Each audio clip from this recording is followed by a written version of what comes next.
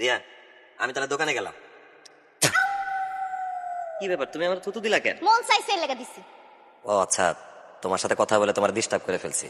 আচ্ছা আমি তাহলে দোকানে যাই। এই খারাপ, তোমার মতো মানুষের সাথে সংসার করার এই যে বালতি বালতির লোকের সংসার করে একই কথা, তার কোনো প্রতিক্রিয়া নাই, তোমার কোনো প্রতিক্রিয়া নাই। তোমার লোকে সংসার করেছে তেনা দেখতেছো, হ্যাঁ আমার জীবনটা তেনা তেনা তেনা তেনা তেনা হয়ে গেছে, আমার সকাল আর সব শেষ।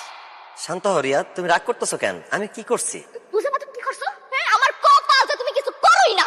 আমি যে তোমার স্যাপ মারলাম, তুমি কিছু করো না কেলে? কি রে ভাই, তোর কি শরীরের মধ্যে রক্ত মাংস কিছু নাই? হ্যাঁ তুই যদি আমার উপরে চিল্লাস একটু জারি দেখ, তোর কি মহাভারতটা অশুদ্ধ হয়ে যাইবো? বুঝতে পারছি রিয়া, আমি তোমার স্বপ্নগুলো পূরণ করতে পারি নাই। দোষটা আসলে আমারই, আমার শাস্তি পাওয়া উচিত। আচ্ছা কি করলে তুমি খুশি হবা? আমি কি ঘরে হাড়ি পাতিল ধুইয়া দিব? আমি কি উঠানটা মুছা দিব? আচ্ছা আমি উঠানটা ঝাড়ু দিয়ে দিতেছি, সমস্যা নাই। এই ও পর্দা, আমার জানো তুমি হাত থেকে কিন্তু কেটটা ফেলাম আমি কই। আচ্ছা রিয়া, তুমি এভাবে কেন বলতেছো? তুমি যে কেন তো রাগ করতেছো আমি তো কিছুই বুঝতেছি না না। তুমি তো কিছুই বুঝবা না, কি বুঝো তুমি? পায়ে ব্যথা পাইছি। আচ্ছা চিন্তা করার কিছু নাই, একটু মলম এনে দিতে পারবা?